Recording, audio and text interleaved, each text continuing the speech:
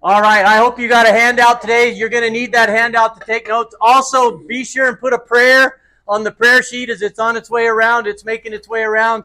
Please add that to your list. Well, today we are going to be, like I said, in the final lesson of this unit.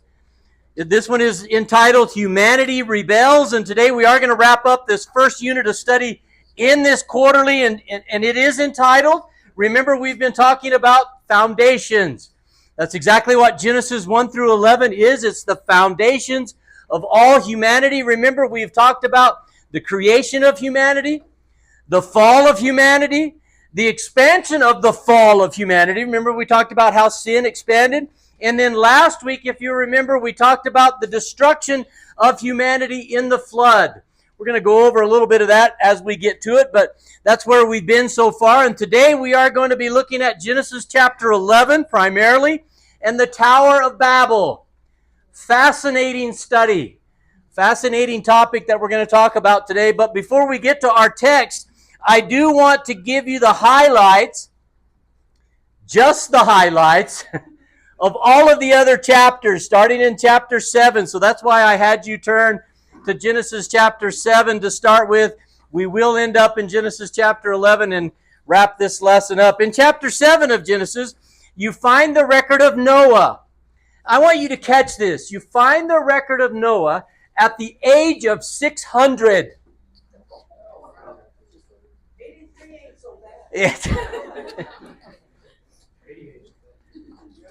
At the age of 600, him and his family are getting on the ark. Now, his family consisted of 3 sons and their wives. So it was Noah and his wife, his 3 sons and their wives. So there was 8 total. That was what got onto the ark. And if you remember, the number 8 has the meaning of new beginnings. That's exactly what the number 8 means. We also find all of the animals coming to Noah. So I want you to take a look at the verse that's on the screen there. Genesis chapter 7, verses 8 and 9. We see that all of the animals are coming to Noah, not just to the ark. I want you to catch that. So take a look. Pairs of clean and unclean animals, of birds, and of all creatures that move along the ground, male and female. Stop there for a second. Why did God want male and female to come? Do I need to ask that question? I really probably don't, right? Just so we know where we're at. Male and female. Now take a look at the next 3 words. Came to Noah. Why? And entered the ark as God had commanded Noah. This is extremely important. Remember, the ark is a picture of salvation. And what is being expressed in chapter 7, and as you go back and study that on your own, and I trust you will. Yes, sir. Amen. Okay, that's better. Close. We've got 2 that are going to do it. So anyway, as you study that on your own, you're going to find out that the only way you can receive salvation in this time of the flood is through Noah. Think about that for a second. The only way that anybody is saved during the flood is through Noah. They came to Noah. So what is Noah a picture of? Noah is a picture or a type of Christ. We know that from what the New Testament says in several locations, but these 2 in particular. In John chapter 14, verse 6, what does it say? Jesus said to him, I am the way and the truth and the life. No one comes to the Father but by... Wow, take a look at Acts chapter 4. There is salvation in what? No one else, right? For there is no other name under heaven given among mortals by which we must be saved. So Noah actually becomes a picture or a type of Christ, because we know there's no other way to get to heaven. There's no other way to get to the Father than through Jesus. Okay, you apparently didn't hear me. Through who? Jesus! What's the matter with you people? Unbelievable. Oh goodness. All right. We'll get there. Hang with me. The last thing I want to highlight in chapter 7 is that it was God who brought this flood. Do you realize that? It was God who brought this whole event to fruition. Matter of fact, I'm going to show you 3 verses here that actually spell that out specifically. Genesis chapter 6, all the way back to Genesis chapter 6. God speaking here, he said, I am going to bring floodwaters on the earth to destroy all life under the heavens, every creature that has the breath of life in it. Right? Everything on the earth will perish. This is God speaking. But I will establish my covenant with you. He's talking to Noah, and you will enter the ark, you and your sons and your wife, and your sons' wives with you. Keep going in Genesis chapter 7. We're going to see these verses here.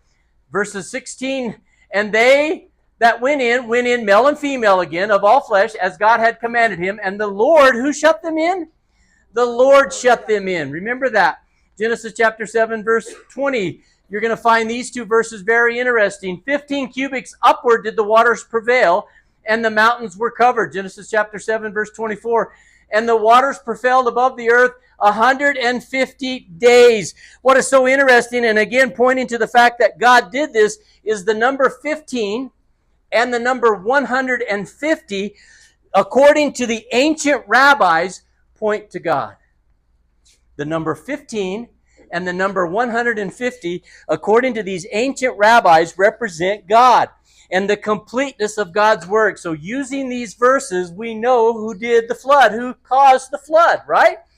God caused the flood. Also, the number 15 can also represent the word rest. Noah means rest. Noah means rest. Oh. Think about that for a second. Wow. Genesis chapter 8, as you flip the page there, begins with God remembering Noah in Genesis chapter 8, verse 1, and all the animals. I want you to take a look at this verse. Genesis chapter 8, verse 1, but God remembered Noah and all the wild animals. Why would God need to remember Noah? You realize that the word remember actually means covenant.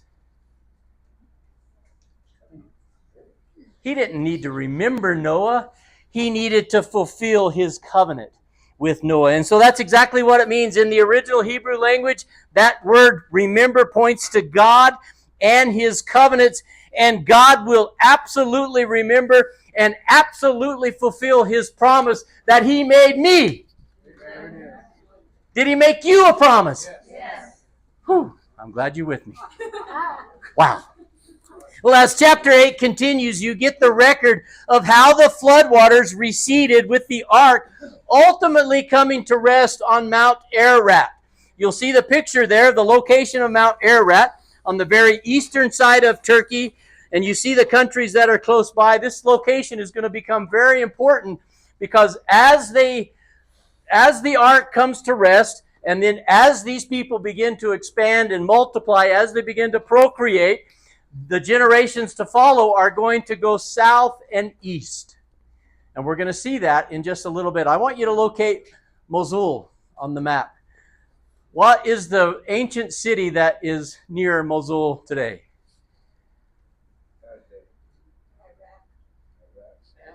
Nineveh. The ancient city of Nineveh is at Mosul. We're going to read that in just a moment, so keep that in mind.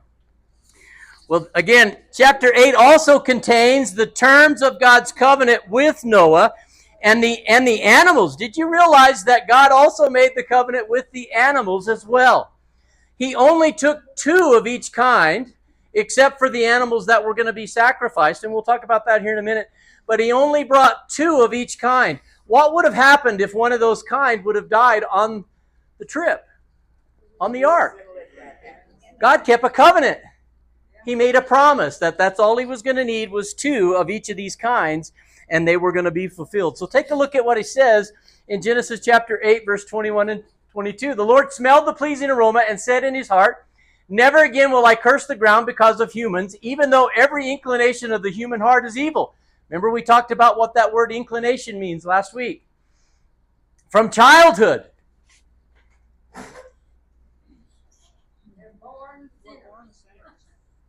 I resemble that statement, right? And never again will I destroy all living creatures as I have done. As long as the earth endures, catch this, seed time and harvest, cold and heat, summer and winter, day and night will never cease. So God is making the humanity a promise here. He's making a covenant with Noah, saying that he will never again destroy the earth by water. What is he going to destroy the earth with in the end days? By fire. That's exactly right. But he's not going to do it until the final days. And those final days are not going to come because not now anyway, until seed time and harvest, cold and heat, summer and winter, day and night will always be in existence until then. Are you with me? Until then. So it's never going to cease. Wow. I want to show you the next picture here is of the actual covenants and dispensations. I want you to notice the Noahic covenant and notice how long it lasts. The Noahic covenant lasts until when? The end of time. The Noahic covenant is covered, umbrellaed by the covenant of grace.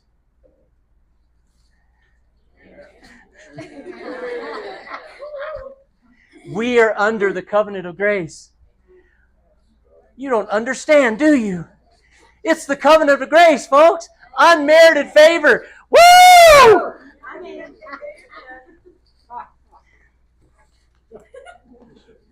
I'm going to have to do something to light a fire here. All right, well, the last point in chapter 8 we need to mention before moving into chapter 9 is that Noah came out of the ark, and I want you to catch this. He immediately worshiped. So the very first thing that Noah did when he came off of the ark, God opened the door, they came off of the ark, Noah grabbed a sacrifice, built an altar, and worshiped. Take a look at that verse there.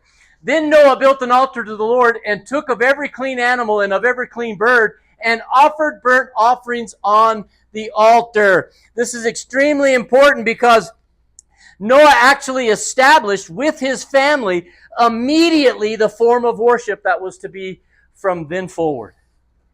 He immediately established how worship was to take place and what form. Don't miss that. The reason I'm telling you not to miss that is because future generations will have no excuse as to why God wants to destroy them. They didn't listen to their father. See, that's the way it was supposed to be. Just as Adam showed his family how to worship, Noah shows his family how to worship, and that's to be the example. We are to show our families how to worship. The question is, have we done that? Why did it get quiet? Have we done that? Right? Whew. Well, chapter 9 opens with God blessing Noah and his family for the purpose of one thing. I want you to see this. God blesses Noah's family for the purpose of one thing. Take a look. Look at what it says. Genesis chapter 1 verse 28 is the only command that God gives the first humanity other than eating from the tree. God blessed them and God said to them, be fruitful and multiply. And fill the earth, right? And subdue it and have dominion over the fish of the sea and over the birds of the air and over every living thing. And then in Genesis 9 it says, and God blessed Noah and his sons and said to them, be fruitful and multiply. Bianca. Dave. Could you define clean? Clean are the animals that were able to be sacrificed. Actually, Noah was speaking of further down the road, because we'll see in a moment that all of the animals were clean, according to what God is going to say. But Moses was speaking of the animals for sacrifice. Bianca. Oh, I've had this same argument where people are like, well, what was clean and unclean? Why didn't God say it's like, but he's the same always. Right. Forever. Those were the animals that God told Noah to take extra. He told them to take seven. 7 of them, the clean animals. They were only to sacrifice one, so why did he say take 7? One was for sacrifice, and then 3 pairs, male and female, for greater abundance. Huh? So they would multiply in greater abundance. Think about that for a second. How good was God? Yes, Dave. I wonder about that. How did the dove find another mate? Okay, we're going to get sidetracked, so don't go there. But you see that they got off of the ark, they worshipped, and then they were told to multiply. So we find that out. We also see 2 very important changes in Genesis chapter 9. We need to be aware of these changes. We see that God has given to humanity in chapter 9 the change in their diet. Immediately in chapter 9, after Noah comes off of the ark, mankind, humanity, is no longer a vegetarian. Aren't you glad? I like a good steak. Right? No longer is man a vegetarian. And then there's one other thing, but let's look at the verse that tells us that. In Genesis chapter 9, verses 3 and 4, everything that lives and moves about will be food for you. Just as I gave you the green plants, I now give you everything. So Dave, to answer your question, everything was clean at the moment. God would, Even the insects? even the insects, God would change that later. I mean, I'm not a big bug eater. But you must not eat meat that has its lifeblood still in it. This was the only prohibition. You cannot eat meat that still has the blood in it. And we still do that to this very day. We drain the blood from meat, right? We let an animal hang to drain the blood. Next, the next change that was brought about in Genesis chapter 9 is capital punishment. I want you to see this. Remember, we talked about Cain. Cain killed his brother, but God didn't allow other men to kill Cain. He didn't want retribution to be the normal. But here, after the flood, in Genesis chapter 9, God actually gives Noah this prohibition. A man that kills another man is to be killed. It's capital punishment. Take a look at what it says. If anyone takes a human life, that person's life will also be taken by human hands. For God made human beings in his own image. Think about that. So whenever somebody murders another person, they're actually killing the image of God. Right? So we're under capital punishment. So again, God reiterates his covenant with Noah, and I want you to think about this, even gives us a sign of his promise. What is that sign that we know God will never flood the earth again? We see it every time it rains, right? He promises that he'll never do that, and it's in the rainbow each and every time we see it in the rain. The last thing we see in chapter 9, as it comes to an end, is that sin and death are still very much part of humanity. I want you to take a look at that. Take a look at Genesis chapter 9, verse 20 and 22. Then Noah began farming and planted a vineyard. He drank of the wine and became drunk and uncovered himself inside his tent. Ham, the father of Canaan, saw the nakedness, remember what the word nakedness means, of his father, and told his two brothers. So we see sin has continued. The word nakedness actually means that we are guilty before God. Remember that. So Noah drank of his own wine, and whatever that actually event stands for, he was laying there uncovered. He was laying there naked. It showed his guilt. It showed his guilt before God. And the last thing we see in chapter 9 that we need to talk about is that Noah dies. Take a look at Genesis chapter 9, 28 and 29. And Noah lived after the flood 350 more years. Try that on for size. Gets in the ark at 600. They spend about a year in the ark. And by the time Noah dies, he's 950 years old.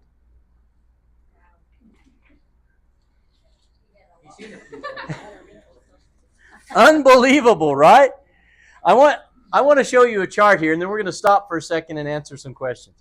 Look at the chart from Adam all the way to Abraham.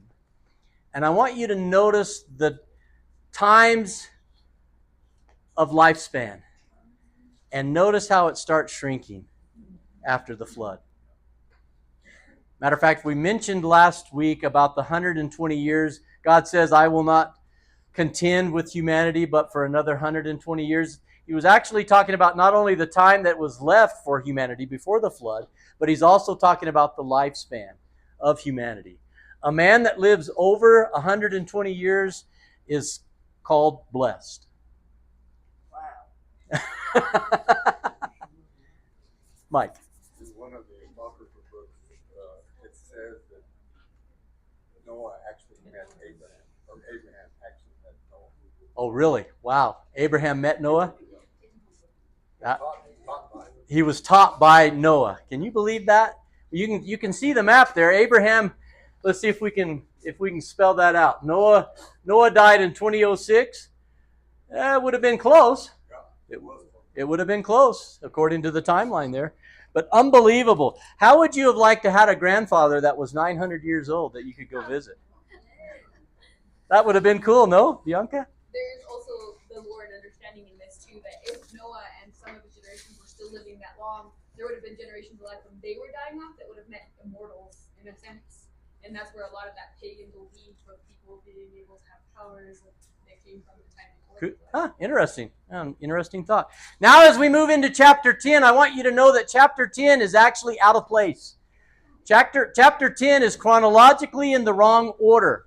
So it really technically should have been chapter 11 and then chapter 10. But for whatever reason, God ordered the structure of the book of Genesis through Moses. And chapter 10 comes first. And we know this. We know this because in chapter 10, we see this verse where all of a sudden, all of these people are already speaking other languages. And you'll see that all throughout chapter 10. As you look at each people group, they're speaking their own language, their own tongue. So we know it's out of order. It's not exactly where it should be because we know in chapter 11, when we get there, everybody's under one tongue still. So we'll get there in just a second. Another thing you find in chapter 10 is the general location of where all of these different people groups wind up. Where did they go? Where did each one of these groups end up in our world today? Well, you see kind of a general idea there. You find Japheth, you find Shem, and you find Ham, and you find where they went. Japheth's people end up being North Europe, so those would have been Russia, and Asia Minor, which was Turkey. So you would have Eastern Europe, North Europe, Russia, and Asia Minor are Japheth's family. Ham and his family all went south. They end up in Egypt, North Africa, and South Africa. They all end up down in Africa for the most part. Shem's family, Shem ends up being all of the Arab tribes. They stay in the Middle East. Shem's family and Shem's line is the lineage through which we will get Christ. Shem is who we get Jesus from. And we're going to take a look at that. As a matter of fact, I've got a chart that'll kind of show that. Can you read that at all? Probably not a whole lot. But you get the genealogies all the way from Noah to the 12 patriarchs. You follow Noah down to all of these lineage to Terah. Terah is the father of Abraham.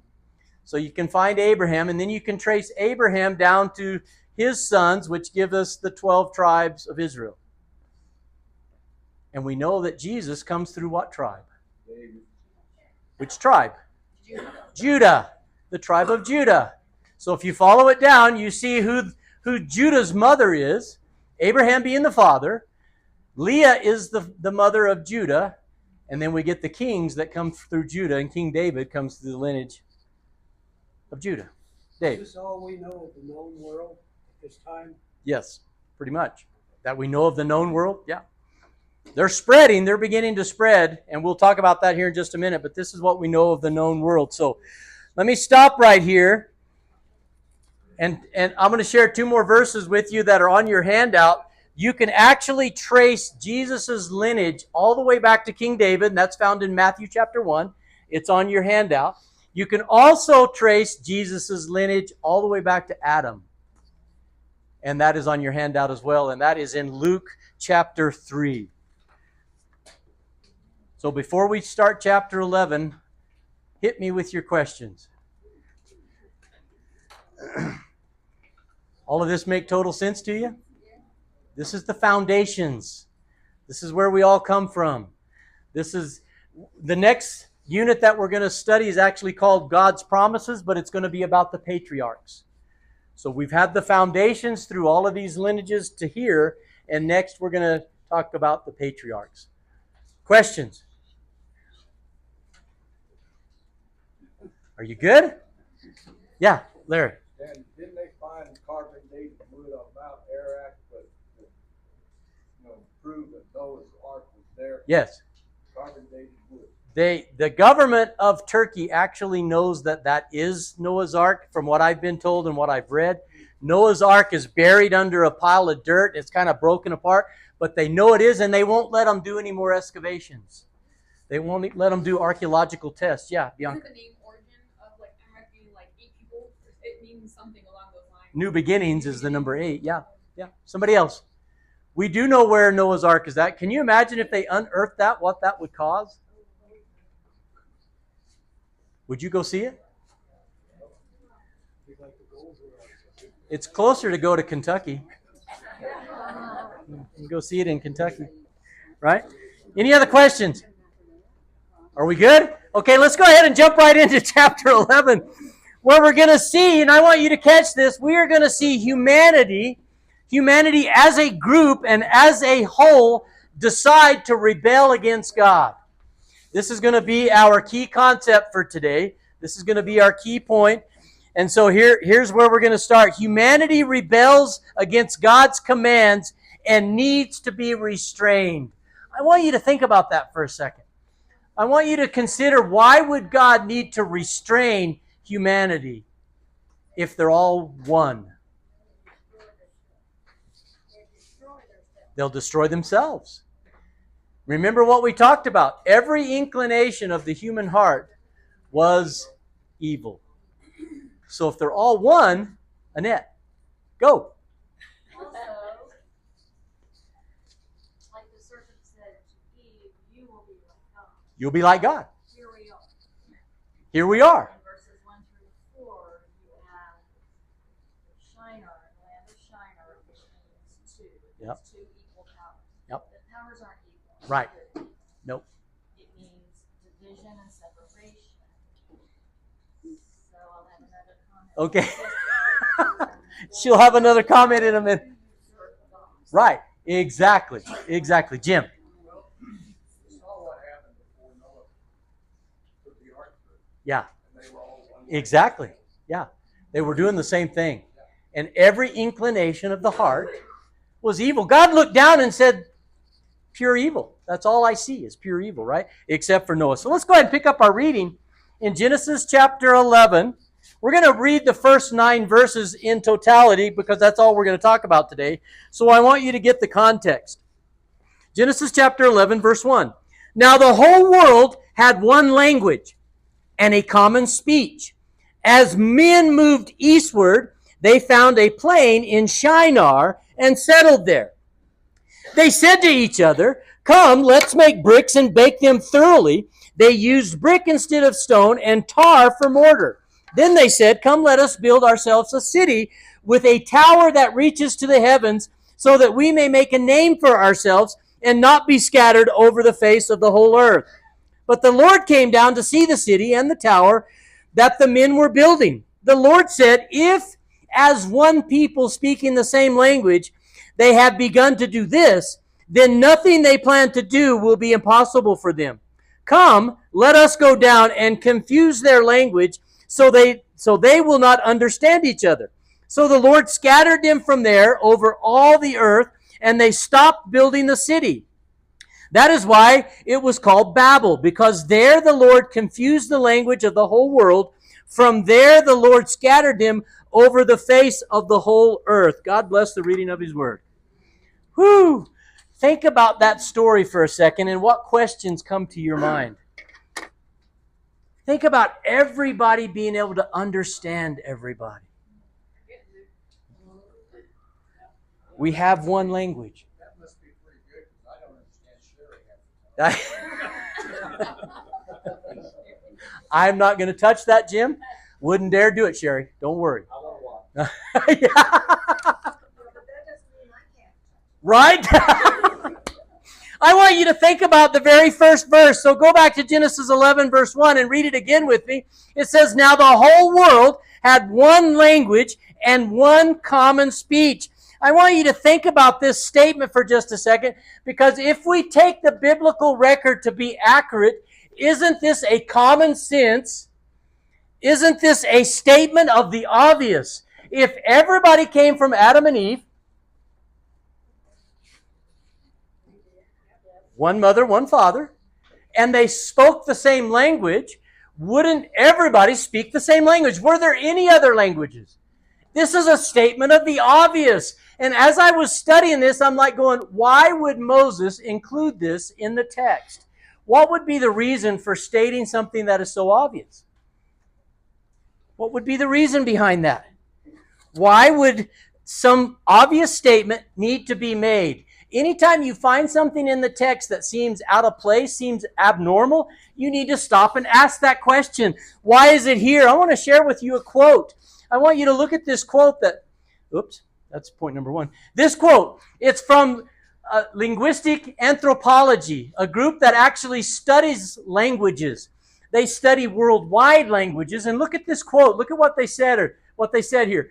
Modern linguists know that man did not invent any language. They didn't invent language any more than man invented his own circulatory or nervous system. Modern linguists believe language is so unique that the only way they can explain it apart from God is to say that it was part of a unique evolutionary process. Most modern linguists believe all languages came from one original language. Why was this put in the text? It proves the text. Moses included this obvious statement in the text, and now scientists have confirmed through the study of languages that what we have written here is accurate. Do you see it? There was only one language, which there should have been only one language. And they say all other languages, which we're going to get to in a minute, have come from one language. It proves the text. Think about that. Totally amazing. You don't get as excited as I do. I thought that was fascinating, right? Pick it up in verse 2. As men moved eastward, they found a plain in Shinar and settled there. In this verse, we see that the population is now moving east. They're actually coming out of the ark. They're settling in the areas around Mount Ararat, which they would have come down off of the mountain into the plains to grow food, correct? So they're actually heading south and east. If you remember, whenever we were talking earlier, anytime the population moves east, remember Adam and Eve, God put them east of the Garden of Eden for why? For judgment. Anytime the population moves east, it's for the purpose of judgment in it. And God is indeed going to bring judgment shortly. That's exactly what we're seeing here, and that's what the text portrays. Pick it up in verse 3. They said to each other, "Come, let's make bricks and bake them thoroughly." They used brick instead of stone and tar for mortar. Then they said, "Come, let us build ourselves a city with a tower that reaches to the heavens, so that we may make a name for ourselves and not be scattered over the face of the whole earth." They understood the commands of God. They didn't want to obey. They knew that God says, "Be fruitful and multiply and fill the whole earth." Scatter. They said no. So they said they're going to build a city. Annette, go ahead. I believe this is the ultimate verse in the Bible that describes Man wanting to be God. The original manuscript, verse 4 actually says, listen, and they said, "Come, let us build ourselves a city whose tower is heaven." Exactly. Is heaven. And let us make a name for ourselves. Yep. The name is to be higher than the name of God. Right. Exactly. And we'll get to that, but who does that remind you of? Yeah. Bianca. The prelude in verse 1, like you were saying, like everyone had the same language, but the second half, common speech, because they all shared the same ideas. Yeah. Everything was the same. Yeah. Which reaffirms what she said. Exactly. If you go back to Genesis chapter 10, and you look at verse 10 there, you're going to see a man there by the name of Nimrod. Nimrod was the text tells us, was a great hunter of men. He was a warrior, but not like what we think. He was a murderer. He killed other men. But Nimrod, if you'll keep reading there in Genesis chapter 10, verse 10, you'll see that Nimrod built many, many cities. I made mention of a city that's close to Mosul today. Nimrod is the builder of Nineveh. And Nimrod is also going to be, we're going to see, the builder of this tower in Babel in the area or the valley of Shinar. Nimrod is this man, right? We find there in Genesis chapter 10 that Nimrod actually becomes some kind of a king. It actually talks about his kingdom. He was some kind of a leader, and I'm going to go further than that, and I'm going to say that Nimrod was some kind of a world leader. He wanted to lead the entire world. And in his attempt, out of pride, to control the population, he wanted to build a city and a tower that would make a name, not just for the people, for himself. His name would be Rebel. The name Nimrod, as Annette just said, means rebel. He was rebelling against God. There are many, many stories concerning Nimrod. Matter of fact, in a lot of the Apocrypha books, which are not included in our biblical text, they're still historical books, but Nimrod is mentioned in there many, many times. Matter of fact, even Josephus, the ancient Jewish historian, mentions Nimrod. I want you to take a look at this quote that Josephus has of Nimrod. This was a quote that he found somewhere from somebody that Nimrod actually said this. He also said he would be revenged on God if he should have a mind to drown the world again. Think of the arrogance of this guy. Look at this. For that he would build a tower too high for the waters to be able to reach, and that he would avenge himself on God for destroying their forefathers. This was a quote from a man. He said, I'm going to avenge myself on God. I'm going to build a tower so high that the floodwaters can't get me. He didn't believe God. He didn't believe in God. He was infected by the dragon. He's going to need to learn how to swim. That's exactly right. One of the commentaries that I actually read this week, and we could go into a lot of detail here, but these whole events and this whole chapter 11, 3 and 4 actually signifies a one world government with a one world currency, with a one world religion, with a one world leader. His name was Nimrod at this time. Yeah, Dave. Nimrod, in today's vocabulary, you wouldn't want to know what it means.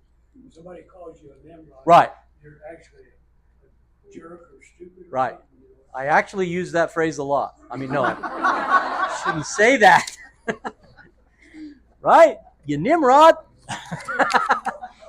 He was a type of the Antichrist. That's exactly what Nimrod represents. The bottom line is that these people rebelled against God's commands and had decided what was best for themselves. Where are we at in our world today? The population is deciding what is best for them. Right? It's The exact. common speech of people. Yeah. I personally, in my life, that I have no talk like this. Yeah. This guy reminds me of Satan. I want you to take a look at what Satan actually said. In Ezekiel chapter 28, you were the anointed cherub who covers and I placed you there. You were on the holy mountain of God. You walked in the midst of the stones of fire. You were blameless in your ways from the day you were created until unrighteousness was found in you. Look what it says in Isaiah. Isaiah chapter 14. How you have fallen from heaven, morning star, son of the dawn. How you are cut down to the ground, who laid the nations low. You said in your heart, God is talking to Lucifer, I will ascend into heaven. I will exalt my throne above the stars of God.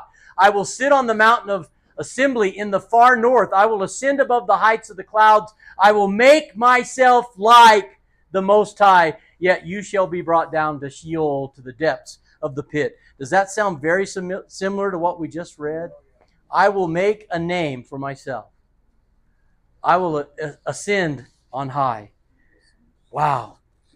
His sin, Nimrod's sin, was the exact same sin of Satan. And it's the exact same sin that I am infected with nearly on a daily basis. Yeah, Pat. Well, Genesis 3 talks about the seed of the woman and the seed of the dragon. Right. And that's still what's going on today. He wants to destroy the seed of Right. Realize that a woman doesn't have a seed. You have an egg. So what's he talking about? The dragon has the seed. Seed comes from God for the seed of the woman, right? Nimrod actually had the same spirit as Cain. And Cain had the spirit of Satan. I want you to do a little study on your own sometime. Just Google Nimrod and his wife. You'll find Semiramis is her name, and you'll find that Semiramis had a son named Tammuz. And you'll find that those three names, Nimrod, Semiramis, and Tammuz, are the foundation for all of the world occults, all of the world false religions today. Tammuz was a type of Christ in that supposedly Semiramis had him miraculously, virgin birth. You'll find all of it. Do a little search, write that down and just Google that, and you'll find all of the world religions surrounded around those three people. Mike. The people you just mentioned, that was a cause of mother-child worship. Exactly. You'll find that same picture of a woman holding a child. We revere that. We see that as an icon in most of your Orthodox and Catholic churches. But that's not what it means. So keep that in mind. All right, any questions before we move on to point number 2? Point number 2, the Lord restrains sin and accomplishes his will. Pick it up in verse 5. But the Lord came down. I want you to think about that. Did the Lord really need to come down? He didn't need to come down, right?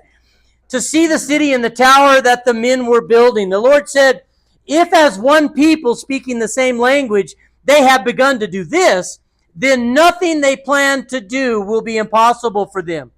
Come, let us go down and confuse their language so they will not understand each other.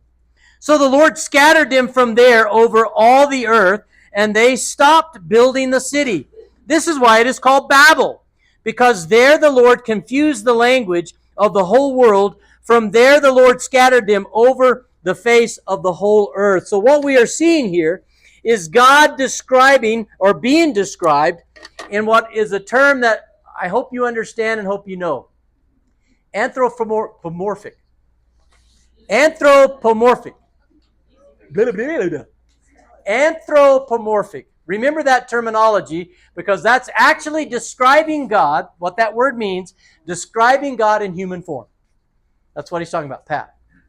I wish Ben was here because he told me about when he was in Iraq. Yeah. He went to Babylon. Ben is here. He is here? Yeah. Well, he should have spoke out. He saw us. You're invisible. You know that, right? Moses is describing God in a form that we can understand because as I just mentioned, did God need to come down? Did God need to go and see the city? He knew all of that, right? He was fully aware. Yes. It says, let us. Let us, yes. I mean, there's some commentators that actually say that was God and the angels, but I think it was the Trinity. It was let us come down. So God was talking there in the Trinitarian form. Let us go down. But they didn't need to do that, right? They already knew all of that. The point is being made here that humanity, or at least these that were following Nimrod, because I don't know if all of them were in on it, but at least the ones that were following Nimrod were united in their rebellion against God. And because of their unity, they would actually be able to accomplish, don't miss this, an anti-God system. Because they were unified, God says they'll be able to accomplish kicking me out of their entire society. An anti-God. Globalism. That's where we're at. Where are we at today? What have we tried to do here in the United States? Starting in the 1960s, we took prayer out of school. We took God out of everything. We separated church and state. Now we're taking away male and female. We're taking away everything that is from God.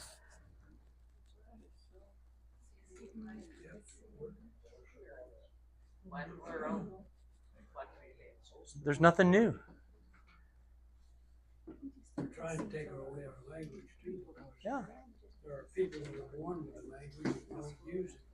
Yeah. So therefore, they expect everybody to speak the English language, which I and myself, I understand like Spanish, because I grew up with it, but, Yep. A lot of people, take language for granted. Everybody used to tell me, well, why don't everybody speak English? And I said, you can't take away their native tongue. Yeah, I said, they're gonna speak it regardless. they're going to speak it. You realize that, Jim, go ahead. Well, language created borders. Yeah. It created nationalities Yes. and countries. The things we're looking at right here. Exactly. And they're wanting to do away with all that. God says borders are important. They're important. Do you realize there's technology now? Anybody know what the little iBuds, the things that you put in your ears? You can actually, there's now technology available where you can put one of those earbuds in your ear, and the person you're talking to can put the other earbud in their ear. I can speak English, they hear me in their native language. They speak their native language, I hear it in English. There was a reversal of this confusion of languages. There was, at Pentecost. Remember at Pentecost when everybody spoke the same language, or at least they heard what was being said in one language. That was the reversal of it. But today, we actually have the technology for everybody to speak the same language. We can understand each other. That was one of the most frustrating things I had happen to me when I was in Syria. We went to visit Samira's family, and I could not understand what they were saying. Her dad was talking to me like I understood every word. I just shook my head. Arabic. The only people I could talk to over there were the kids. All of the kids took English as second language. Just like we do here in Spanish. Basically all the schools teach Spanish as a second language here. There, they teach English. And so I sit around for about 15 days talking to all the kids. A bunch. Right? We see this in our world today, and actually we have seen this throughout history. Humanity in its total depravity have established governments and nations that reject God on all levels. I want you to think about all of the countries around the world right now that have no God in their country at all, as far as they're concerned government-wise. China, Iran, several places that they have no God. But what is so amazing is that Christianity thrives and flourishes in those type of governments. It flourishes and thrives. Verse 8 and verse 9, let's wrap this up. So the Lord scattered them from there over all the earth, and they stopped building the city. So God's goal was accomplished. That is why it was called Babel, because that's what the word Babel means. It means confusion, because there the Lord confused the language of the whole world. From there the Lord scattered them over the face of the whole earth. I want you to think about what took place there. You've got all of these people speaking all the same language, and then all of a sudden they can't understand each other. That would have been hilarious. So you would have been looking for somebody that understood you. You would have been looking for those that you understood. You would have been listening and say, oh, I understand that. And so they all congregated together. Each one of those languages congregated together, and then they scattered. They would have went their own way because they would have said, let's get away from all those other languages and begin to develop and procreate and expand and fill the earth. Right? That's exactly what they did. Moses here records for us the results of God's judgment. They scattered.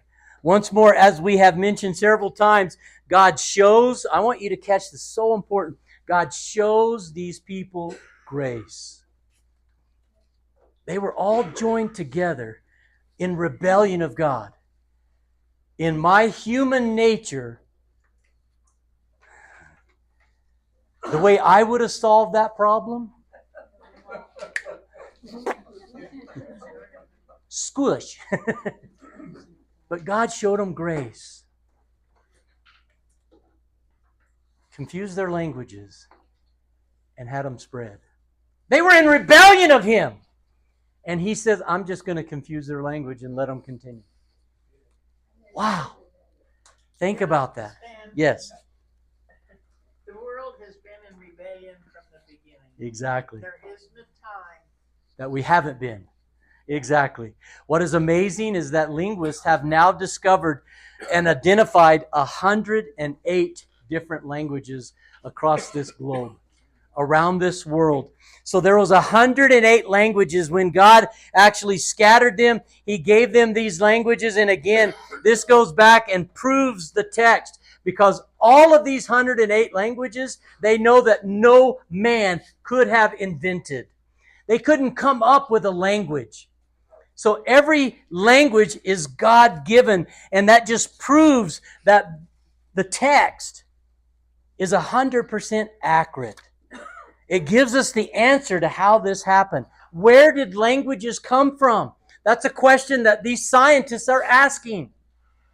And you notice the quote that I mentioned earlier, outside of God, no, it was God. God gave them these languages. Well, we're going to wrap it up because time is up. We're going to bring this lesson to a close. So do you have any questions before we ask the final questions? Yes. So, all three, the descendants of Noah, Yep. the three sons, Right. they built the tower, or were attempting to build a tower. They were part of the 11. And Right. it says that there were different groups of people scattered this way and that way. Right. That's why 10 is actually after 11 in terms of chronological record. So you'll see in 10 where all these people groups go, and you'll see that it tells you specifically they spoke different languages. So that's what ends up happening. Somebody else, good question. Yeah, Jim. Well, to put the ribbon on that, you look in Terah, Abraham's father was the head military guy for Nimrod. Yeah. Well, there's actually one book that says Esau killed Nimrod. That would have been Jacob's Yeah, so that Abraham was alive. brother. Yeah. And God called him out of that. So We don't know. There's some gaps there that we don't know. Somebody else. Yes, Peggy. God is still making new languages, and I want you to look at the tongues of fire on the after Peter Right. preached. Varieties or There was dialects. a brand new language, Yeah. Wow. Interesting. and that could happen more. Good. It's not Dave. it. We actually embarrass ourselves when we go to foreign countries because they can speak our language and we can't. Yeah, true. Here's our final question. I want you to take this to heart. I want you to ask yourself this question. Look at what it says there. Are you in rebellion against God right now? Every day when we sin. That's a heart-wrenching question. We are in rebellion on a normal daily basis, right? At some point in time during the day, I'll be in rebellion. Wow. Next question. Are you actively going against God in your life? I'm talking on an active level. Are you actively doing that right now? I'm not talking part-time. I'm talking full-time. Think about that. Last question. Are you headed east? Spiritually. Huh? Are you headed east spiritually? And do you need to turn around and come back west? Come to God. Some tough questions, no? Think. Exactly. Are you headed east? We might need to head east before long. go east, you will continue going east. Yeah, you'll never come back. You'll never go west. Wow. No, that's not true. Tough questions. Yeah. Tough questions. Let's talk. Let's pray and we'll close and we'll let you guys fight over that. So, close in prayer with me. Gracious Heavenly Father, Lord, thank you for this text that allows us to see not only your grace, but also your mercy. Lord, we love you for that. Lord, thank you for this time that you've given us to spend together as a family and to discuss and talk about these issues, how they affect us even today, how we're seeing the spirit of Nimrod in our world today. Lord, you know that. You're fully aware. And we thank you in advance for how you're going to bring it to fruition. Lord, we love you, and we just pray that you would guide and direct each family that's here, each member that's here. As we leave this place, Lord, help us to be your ambassador in this community. Thank you again for all the gifts, the grace, and the mercy that you've given us all. We give you all the praise and the honor and the glory.